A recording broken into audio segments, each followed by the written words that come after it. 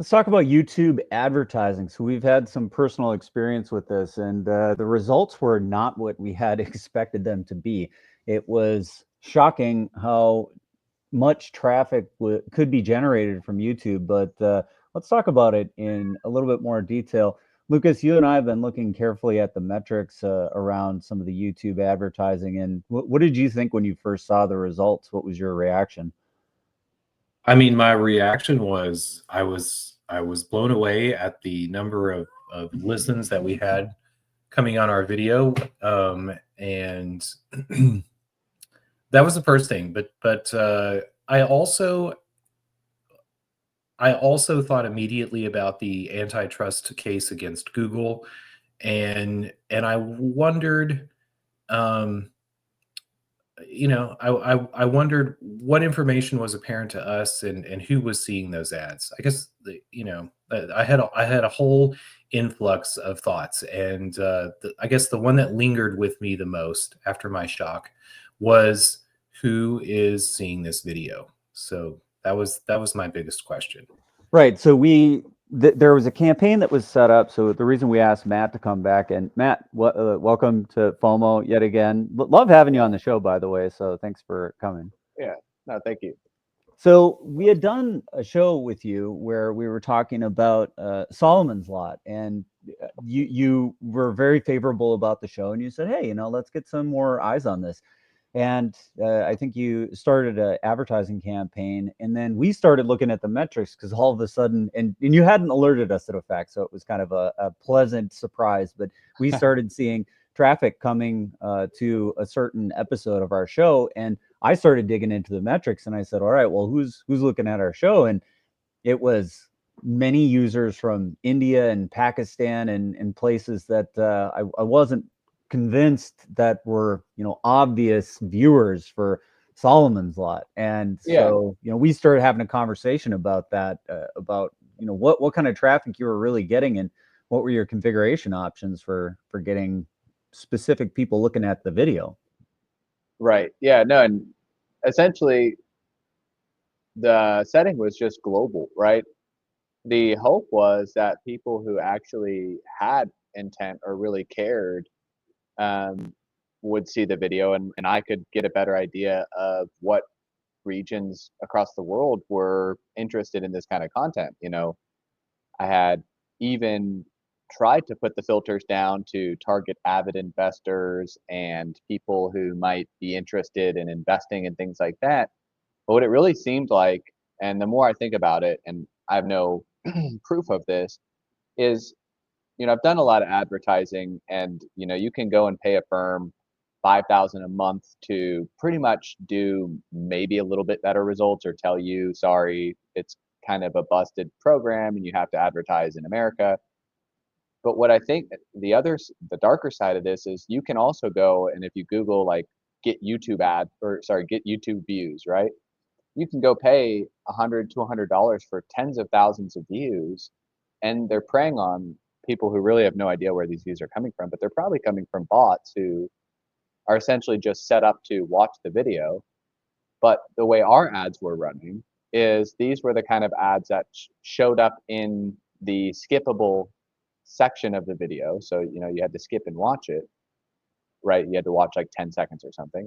So I imagine that what was happening is it was just showing to the bots that were programmed to watch someone else's video, and there was no real intent, right? Like, I agree 100%. It ended up probably getting in front of bots, but I had gone through the actual channels of Google Ads and paid, hoping that it was going to get in front of real people. And it sure looked like bot traffic to me. From the first second I started looking at it, I said, it's getting routed to places where I was suspicious that it wouldn't really resonate. And then when I Right. started looking very closely at how much time were the quote unquote viewers watching, when did they fall off, how much data we could glean from it, I got the exact same impression. It looked like bots. And so essentially you went into the YouTube advertising console, you did everything that seemed reasonable to get the right type of traffic. And what you got was bots. And I don't see how, with our naive look at it, that we can say, hey, this is bot traffic, that Google and YouTube can't figure out that that's bot traffic. That's Because, so true. Yeah. yeah, I mean, they've got way more juice and power in their quote unquote AI analytics and whatever. I mean, how can they not know that this is bot traffic? I mean, it's so obvious. Yeah, they probably don't care because there's so many new people. I mean, they essentially, this was just free credit money. You know, they give $1,000 in free credit or something to a new user, and they just get that money right back because the new user is like, well, I'm gonna, advertise to the world, right? And so why would, you know what I mean? Why would they care if first of all, it's an absolute labyrinthine experience to even figure out how Google Ads work. You have to install a pixel. You have to, you know, it's not easy. And there's like these big firms that just demand such a premium because of their entitlement. And so, you know, it's definitely a trial and error experience. I've been, even after spending in other areas large amounts of money on campaigns and stuff and advertisement for media or artists or personalities and stuff like that, you still run into these huge blunders, because there is no real science to figuring out, how to advertise to the people that you hope want to see this content, and it just drains early and early companies' budgets like crazy. They're just taking money from small businesses who hear that Google Ads are the way. And another thing they did is they don't make it easy anymore to run the ad in the browser, like, or in the display panel on the side, like in the suggested videos. Like, you guys can do that on your channel, right? Because they created the YouTube Studio. But a third party, like if you hired an agency, unless they have direct access to your channel, it was I wasn't able to go set up an ad to just show it in the suggested panel to hopefully increase intent. So it really just seems like it's just kind of a cattle call of, hey, let's give them the views. Like, I wasn't paying for the number there. I was really paying for intent and click through, right? I wanted people to go see my website. I wanted people to actually learn about the product. Like, the whole reason I came on the show was so people could learn, so it's frustrating, to say the least. Matt, how much did you see any noticeable increase in your website traffic since running that ad? Oh, for sure. Now once we kind of dialed it in, right? So, there's probably hundreds and hundreds of people that actually really enjoyed that content, and it was kind of clouded with obviously all these people that weren't enjoying it. But yeah, I mean, we're getting 1,000, 1,400 hits a day. And so I know that getting the stuff out there is important, but breaking one of the things like I've experienced with artists is kind of breaking through that threshold of a new channel and then a channel that's slowly getting 10, 15, 30, 50, 100 views a day is so difficult. And sometimes it costs a lot of money to break that threshold. But I do think that we are starting to get real traction and attention, and now we're realizing, who's actually interested. But I think it was actually marginally beneficial, even though the results do not translate to the conversion. The conversion was probably like less than 1%, but less than 1% was still reasonable to get eyes on the site. So yeah. Well, likewise, we saw bumps in other videos on our channel on YouTube. So amongst the bots that were attracted to that ad buy, there were real listeners. And thank you all for coming to listen. But so that's something to bear in mind when we think about the amount that you're spending versus what you may have, say, spent on buying a half-page ad in a newspaper in 1994. Yeah. and what the reach or the circulation of that newspaper was, and going through that whole rigmarole. I also wondered what sort of experience that you had with your ability to target the ad. I know you were able to target it regionally. You mentioned that you began with global, and then you dialed that down to various countries. Can you talk about your thought process with regards to choosing different countries, and also where could you also select amongst interests of users? Did it give you that kind of detail in what you could focus the views or the clicks onto? It did. Now, something that's really interesting is I did another video with a gentleman named Joseph about fractional real estate. He runs like a fractional real estate page, right? The content was completely fractional real estate based, and Google actually disallowed me from running the exact same ad form that I ran with you guys with him, plus like the improvements that we made, right? The objective is like, okay, let's dial it in. Let's keep testing it until we get a really nice ad that is converting and fair for everyone. It banned it for saying that I was running ad election content in the US. But I mean, and then I appealed it twice and they still banned it for election content. So it's like very, very kind of pick and choose what they want, what they don't want. I don't really think I benefited incredibly from the target audience. I picked a category called avid investors, which is new. Obviously, it wasn't only showing to avid investors. Um, and then the the other thing is like X advertisement is so much better. Where like on X, I can advertise to lookalike audiences, right? I can advertise to people that are like Grant's followers or people that are like Gene's followers. So I can actually hone down, still can be global.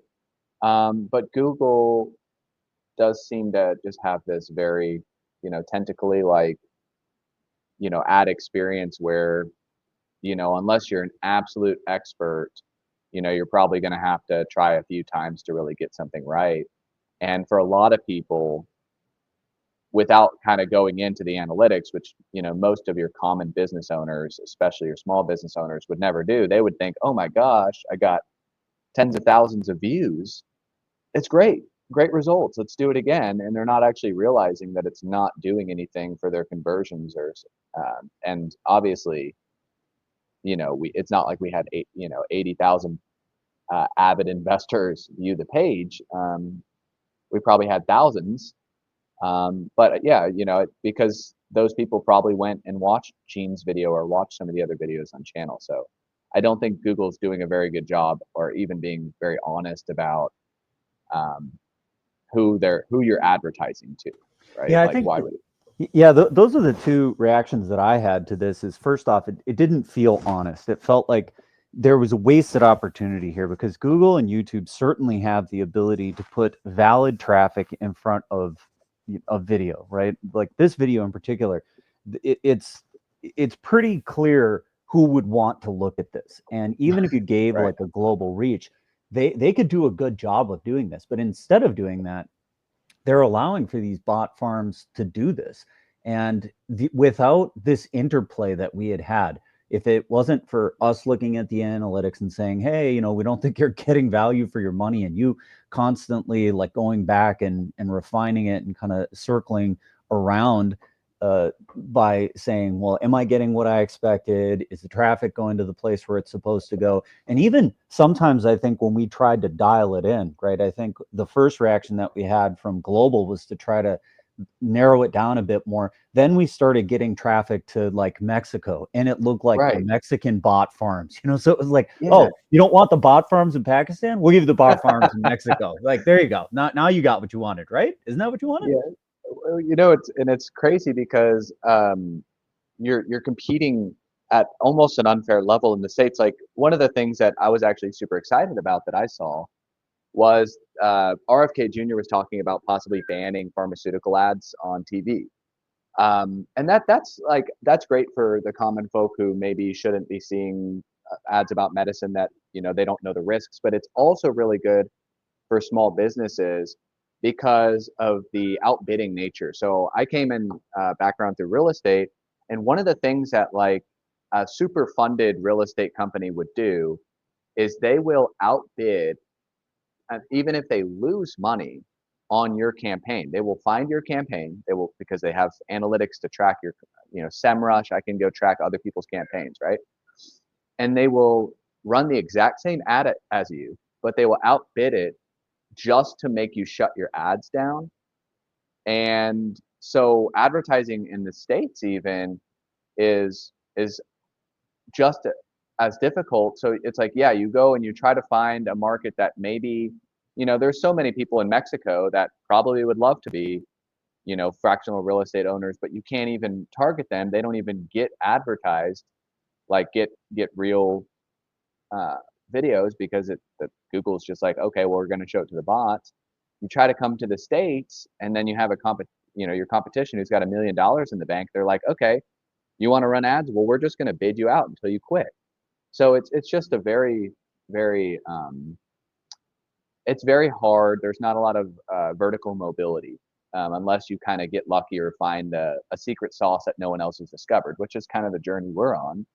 But it's blunder after blunder along the way. So The other the other thing that comes to mind is how selective the specific statistics that YouTube and Google will show you, right?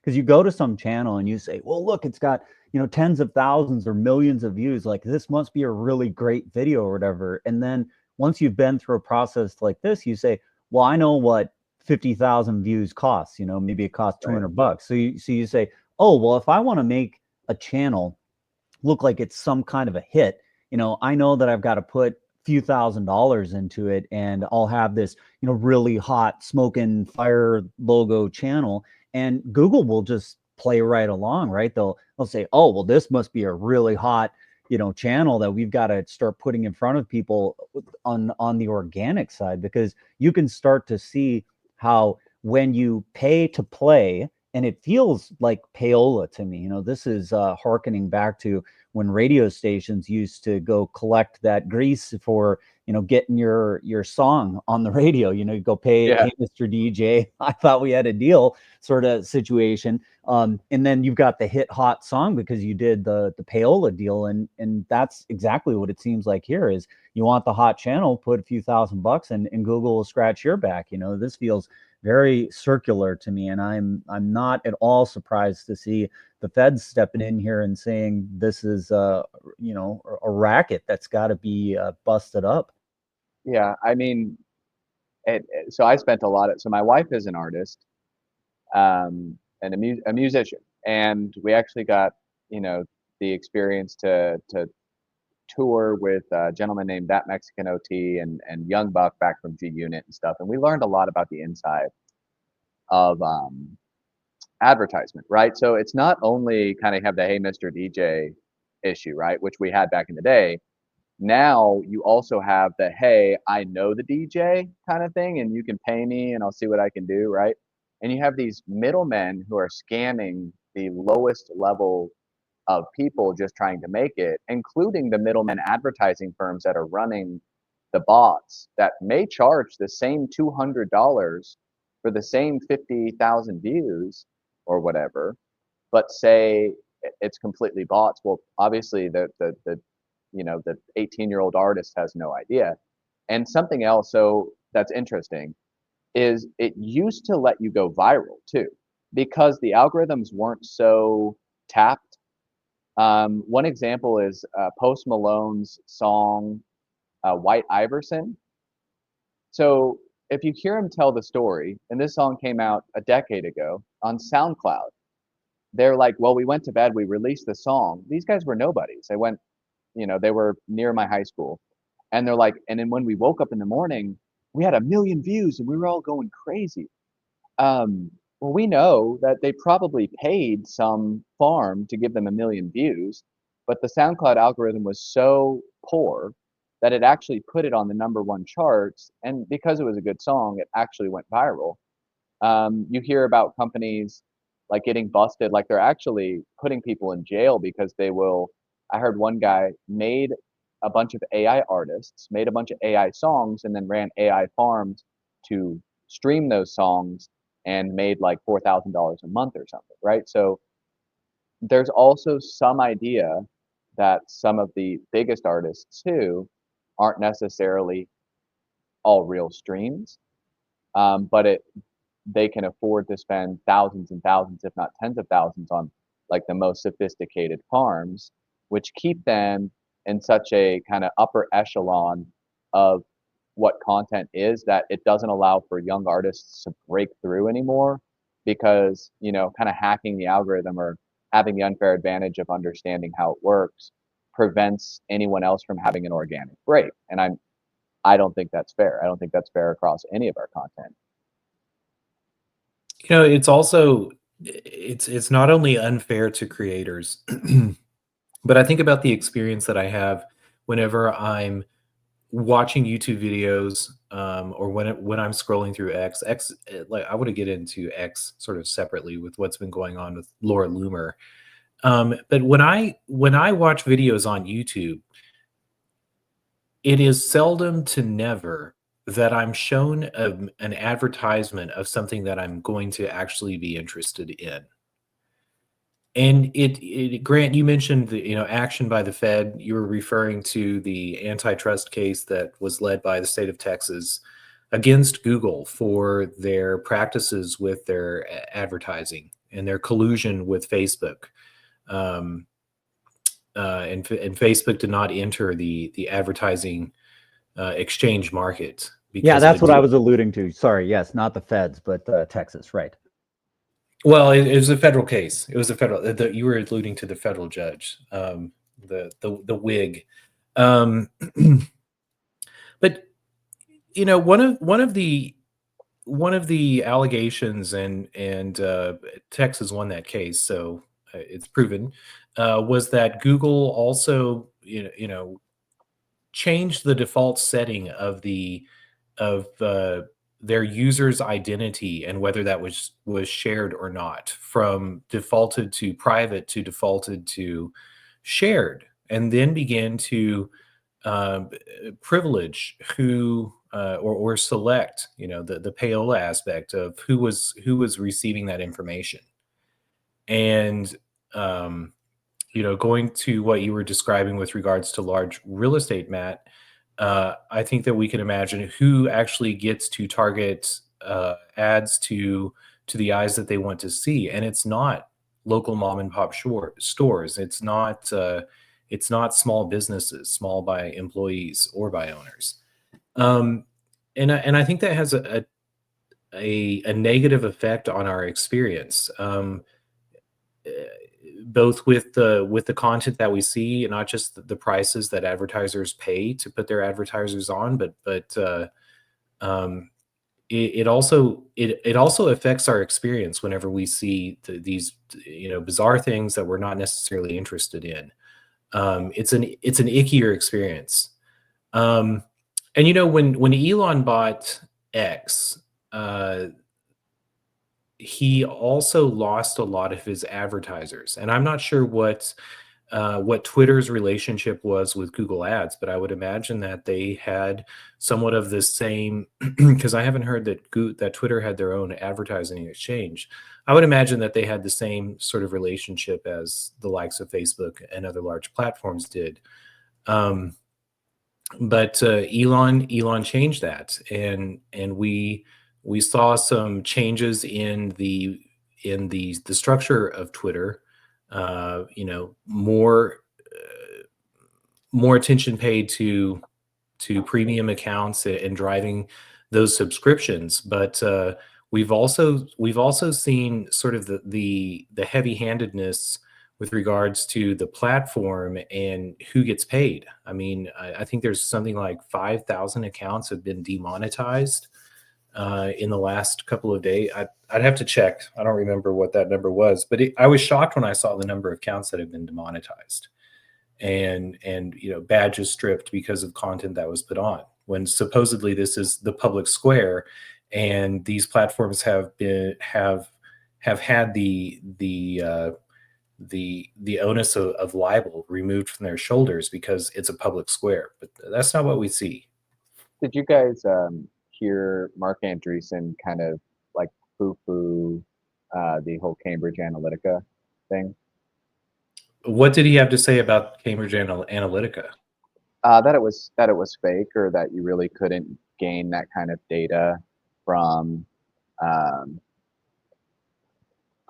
these quantometric or qualiometric campaigns. Was he referring to like the sentiment analysis from Cambridge, or what was he talking about? So yeah, and I wanted to tie this into X. So I took a social psychology course. I studied psychology when I was in school, and one of the papers I wrote was actually how Cambridge Analytica gathered data to help for political campaigning. And I don't think Mark Andreessen really like dug into there's actual research articles of like from journals about what Cambridge Analytica um, did. So I don't know if this is the best one, but I'll put it in the chat. So Cambridge Analytica so we have a lot of personality like testing, and we can actually predict a lot of behavior. That's why we're actually able to cover therapy under insurance, because we can actually give people, personality tests or depression tests, and we can grade their results. Well, we can also presume pretty well what a depressed person may choose to do, or what, maybe a fanatic person would choose to do. I mean, the NSA and the government they judge us based on what we say. So the what they did, and this I think this is right. Yeah, so what they did is they took qualiometric tests, right? Essentially what they did was they would give tests to Republicans and Democrats, questions like, what's your favorite activity? Or maybe more better, like, if you're going to read a book, are you going to read a fantasy, or are you going to read a science fiction or a nonfiction, right? And they would figure out what sort of like personality you had on the left and the right, and then they would figure out your people that were kind of in the middle that could swing either way, and they would figure how out like what a person who's leaning right but hasn't made the decision to vote to Trump would choose, right? And then what they would do is they would brand these tests as a what kind of Disney character are you? Now this is where like a lot of these articles get into, and it's been years since I really dug into this and wrote on it. But the idea was that Facebook was giving up our data, right? Like if you consented to take the what kind of Disney character am I test, you consented to share your data for whatever third party was, you know, giving that test. It could be like Disney fun quiz, right? But it was Yeah, and it really was also like the which Hogwarts, your wizarding school did you go into? Yeah, I know exactly what you're talking about. These little quizzes that seem innocuous. exactly. Those were used to gather qualiometric data on how on voter tendencies, and they were actually based on questions that helped them interpret what kind of audiences they that would swing to Trump that they needed to target. So Cambridge Analytica was actually this genius research company that set up to provide data to the Trump campaign about which Americans or which subgroup of Americans they should target.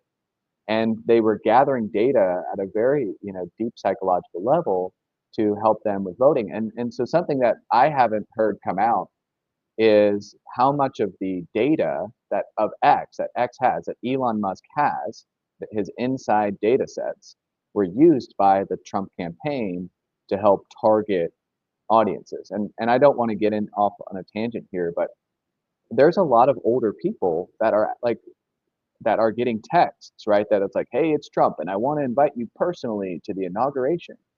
And I've met some of these older people, and they'll say, man, I'm talking to Trump, right? Like he told me he wanted me to fly out to the inauguration, right? And they don't actually realize like there's a very blurred line between the advertisement tactics that they're taking now the data that they're using, how easy they are to kind of, almost socially engineer their audience into, one side or the other side based on large data, and we don't have access to that large data. But I wouldn't be shocked if Elon used a lot of that large data for the campaign. It's one thing for a political organization, and maybe this is why you had such, maybe the platforms are much more sensitive to election rigging with everything that's gone on. I mean, especially Russia, and all of the all of that that's going on with regards to why your ad was pulled. But to me, it's one thing to have political action committees, or private citizens or companies that are engaging in that, and another thing whenever the platform engages in that. And but Elon recently posted on X that he wanted X to be a happier place. And it sent chills down my spine, because I thought back to that era of Cambridge Analytica, and whenever we first began to see a grooming of the algorithm to to privilege content that was that drew emotional responses from viewers. This is one of the problems that we have. And again, X did take some steps with regards to changing that, and some of it had to do with the metrics that the users are shown. Before Elon bought X, you didn't see the number of impressions; you only saw the number of likes. YouTube, and YouTube's a subsection of Google, but YouTube has a dislike video. It doesn't show, or it has a dislike button, and it doesn't show you that button. But supposedly it's their model to show content that improves the lives of the viewers. And I assume that they have that they hide the dislikes, they show the likes, and that they draw from the metrics of how long people are watching a video, how much they comment, how much they share, to make those determinations. But I think we stumble into dangerous territory whenever we think about these social media platforms as public squares, when they're not. They are curated parlors, and we are shown what they want to show us, and then they hide behind words like algorithm to wash their hands of it. Right. Yeah, and I agree with like Mark Andreessen that, hey, this isn't really Facebook's fault, right? Because like there was this free social movement where everyone should, be able to use data, and like if you ran an app on there, it wasn't really wrong with Facebook to let them run an app, but they were gathering the big five data, right? Like the big five personality traits. That's what they were targeting. They were essentially harvesting big five personality traits. And, I think of, and I go back to this quote a lot, Rousseau, right, where he said, the mind, has its needs just as the body does. The latter are the foundations of society. From the former emerge the pleasures of society, while government and laws take care of the security and the well-being of men and groups. The science, letters, and arts, less despotic and perhaps more powerful, spread garlands of flowers over the iron chains which weigh men down, snuffing out in them the feeling of that original liberty for which they appear to have been born, and make them love their slavery by turning them into what are called civilized people. And I think that's, people talk about like the French Revolution and like or the American Revolution, and how akin it is with today's time per se. But we are living in this, very, like you said, very interesting world where X does seem like this. Like my father-in-law, he's like, well, I love Elon Musk. He's such a liberator, right? It's like, in my opinion, from day one, when Elon Musk bought Twitter, this was before mass data and aggregation, right? I knew he bought it to run some AI because he was talking about using AI to make business decisions even before Grok was created. So we get Grok, right? Just like we get but the technology that is available to the retail consumer is not the technology that is available to Elon Musk. Like his language models are much, much more powerful, and having the entire Twitter data set probably helps him make decisions on how he should advertise Tesla, right? And I don't think that it's as, flowery and free, open town square as people think. I think it's more like, hey, let me see how many people I can aggregate data on to make, hyper intelligent business decisions based off of massive groupthink, right? Right. And how much of that massive can I? Yeah. And I think that there was also some messaging that, when Elon bought X, he was going to clean up the bots. I mean, that definitely has not occurred. You look at a bunch of the accounts that you can easily see. I still see bot accounts being created daily. It's so obvious. And then you look at the follower accounts that people have, and it's so obvious that they've been purchased. It's disgusting. It's absolutely disgusting because you cannot at all, reason about a account on X by looking at any of the outward facing metrics, because they can all be gamed and not one of them seems to reflect, the real strength of an account, because you can buy 80,000 viewers for like $300, and hopefully we'll do an episode on that soon where we kind of shed a bit more light on this. But yeah, the metrics that they're putting in front of us are absolutely fake. Yeah. Yeah, I mean, we all get those like little honeypot likes, and what's crazy is, and I don't know if you guys experience this, but I will get likes from people or from bots that are quote unquote in Nashville, right? Which I is say too many politically incendiary things. I don't get any likes. Um, as I think about this too, because I don't mean to throw Twitter under the rug, or YouTube or Google. Our lives have been improved by each of them, or I should say, our lives have been improved. I enjoy them, and I don't want to go to the life that I lived before them as much as I loved my high school years in the 90s. But I think that having a conversation, going back to the start of this, about advertising is where we have to start from, to understand if we want something different than the advertising, the attention market that goes on behind the scenes of the internet to pay for the traffic, to pay for the infrastructure of the internet. Fundamentally, it has to change if we are to approach platforms that are more like the public square that everyone lofts about as our ideal or our goal.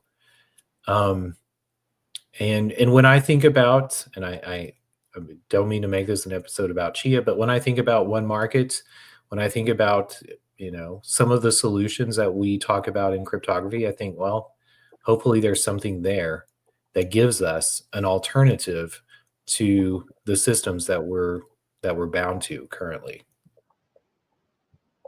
right. Yeah, I love your guys' channel, because you guys are bold enough to come out and really point out, kind of the other side of a lot of things that people may think are great. There's nothing wrong with X. I 100% agree. It is making life better under the conditions that we were already in, but I hope that it actually allows people to say what kind of conditions they want to change or improve on, right? Like what sort of laws or rules or regulations are we um, actually not liking? Like for example, there's a big debate about income tax. And if that debate didn't exist in the big talking heads on X, like Elon or Trump or Grant Cardone, just because we have a town hall, it's not as democratized as you think. It's still kind of very Senate based, where like in order for the big idea to actually make a change, the big idea has to be adopted by, you know, the people that are like Elon or in his kind of sphere. Because if Elon doesn't affirm it, it's probably not going to, you know, get anywhere, right? So it's actually this very weird republic-like uh, town hall where we can yell and yell and yell and say we want change about this one thing. But if they don't like that one thing, it's actually probably not going to change, no matter how many people are kind of cathartically, you know, soothing each other and that we need it.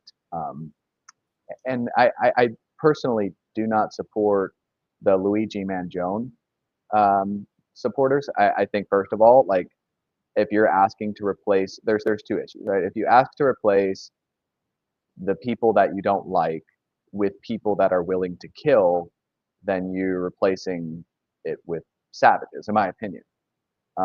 If you're asking to replace it with people that were ready to step up and take that job, they're probably willing to do the exact same thing.